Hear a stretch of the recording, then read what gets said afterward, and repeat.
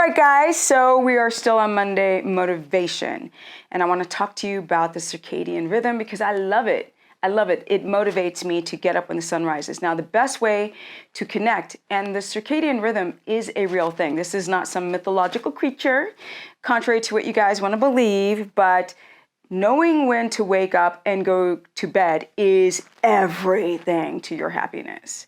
Everything. So to motivate you to get up, you need to quit that coffee.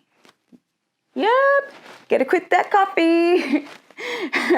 And black tea and green tea and all this kind of stuff, because you need to give those poor little adrenal glands a little bit of a rest and learn how to pump out adrenaline and cortisol naturally without forcing it to pump out adrenaline, which over time can really make your adrenal response weak. That's what we don't want. So what you want to do is quit these things, get rid of these things that are like pulling you down. A lot of you become even immune to the caffeine anyway. So you got to drink a ton of cups to feel anything, and then you feel worse because you crash. So another thing that connects to the circadian rhythm besides getting up when the sun rises, which is the best time. So really it's between about 5 and 6:30, depending on your job. But and the time of year. In the summer, the sun is coming up a little bit later, but you really want to follow that circadian rhythm, or how we would live close to the equator. So if you're living in Sweden, doesn't matter, you're gonna have to use blackout windows, or in Alaska or anywhere in the northern hemisphere. Y'all know that I lived in Sweden, so hejsan alla som kommer från Sverige och Göteborg. I alla fall, I'm gonna continue. So with that said, that's Swedish to my Swedish fam, all right? With that said, you also want to, when the sun comes up and you get yourself out of bed, don't hit the snooze. Don't do that.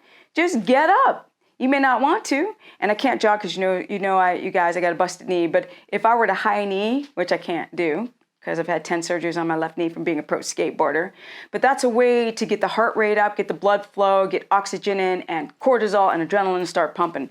Even if you were to get up and jog in place for 30 seconds. That's one way to get yourself motivated to start your day. And then it depends on if you're going to the gym or not, or job. So when it comes to connecting to a circadian rhythm, you start with the morning, you take the morning, and then you start with breakfast. This is going to get digestion going because you need cortisol to digest food. You need the body to be awake. This is the reason why I'm so against intermittent fasting, but I'll go more into that in other series.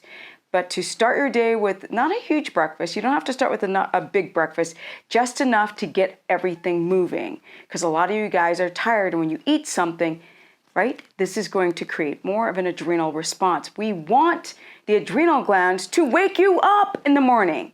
We don't want to be awake at night because there's no such thing as a night owl.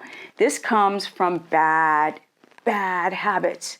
So you wake up in the morning, we get our day going, we eat something. If you work out, then you might do a fat load, like a tablespoon of fat, then go work out, then eat breakfast after, and keep the body moving. All the internal enzymes, all of the actions, all the hormones connected to the day and night. Now, daytime. You go to your job, or you go to school, or you have a night job and you sleep in, but that's another series of videos with third shift night workers.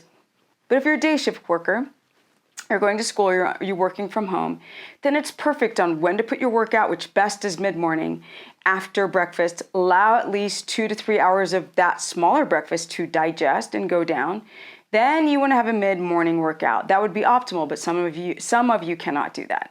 Then you would have a lunch between 12 and 1. Now, over time, if you stay ketotic for years, you would not have to do this, but to start off with, yes. And the reason why we have you eat all day long is to not overburden your digestive tract, but to keep your blood sugar stable, because you guys are coming from blood sugar that goes like this. Okay, you ready?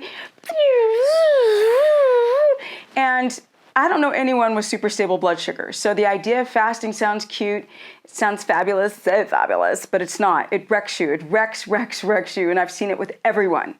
So with that said, you want to eat something at lunchtime. You want to eat fatty meats, fatty. Now, I'm not huge on vegetables anymore. You guys know I'm doing keto carnivore. But if you were to do vegetables, that's a whole nother video. But if you were to do them, you only need about a handful measured raw before cooked. get your macros on point, correct, and work on your digestion, because your digestion is connected to the circadian rhythm, right? As the sun goes down, all this activity within inside the body wants to go down as well. So if you're working out late, you're eating late, the body's like, are you kidding me? Now I gotta get back in my car, drive to my work, and digest again by clocking in on the job to work. Your body's not going to digest food fully if you eat late. So you have undigested, partially undigested food, putrefying and rancidifying in here, which creates an inflammation, which jacks your sleep, which disconnects you from the circadian rhythm, makes you sleep to 8, 9 o'clock in the morning. Y'all are not supposed to wake up after the sun's already up, because you wouldn't do that if you lived outside in a tent with no technology. When the sun goes down, you go down. When the sun goes up, you go up. The problem is that switch between the sun going down, cortisol should go down because it's high in the morning and it wants to begin to drop. And what ends up happening is, because you guys are doing a lot of activities and eating late and doing stuff weird and drinking afternoon coffees and whatever and sodas and blah, then the blood sugar scrambles back up, cortisol goes back up, and you're awake. And then you need all of these things like TV and the iPad and video games, all this kind of stuff to, create less activity in the brain to then not really put you to sleep, because it doesn't really put you into a deep sleep with all this like light on you and all this blue light. You guys want to use blue blockers to mimic living outside. You want to have candles or low light or dimmer lights, or orange lights or red lights to mimic going down when the sun goes down. And then you want to relax and you want to get grounded and you want to go sit outside and you want to talk and not turn on your freaking screens, because those screens will tell your brain it's still daytime. And then you might fall asleep, but the blood sugar will be like this. And then you'll wake up in the middle of the night, or you just won't sleep deep enough and you wake up tired at 8, 9 o'clock when the sun's already up. I will do more on the circadian rhythm, but thank you guys for coming to all my new Liberate Studio stuff. I'm really excited to be here. You can follow me at stephanieperson.com or Stephanie Ketogenic on my Instagram, Stephanie the Business Person on my Facebook fan page, stephanieperson.com for consultations and to sign up for my membership, which is super cheap. It's the cheapest course where you can learn about low carb, high fat, keto omnivore, or keto carnivore. And now I gotta go. Deuces.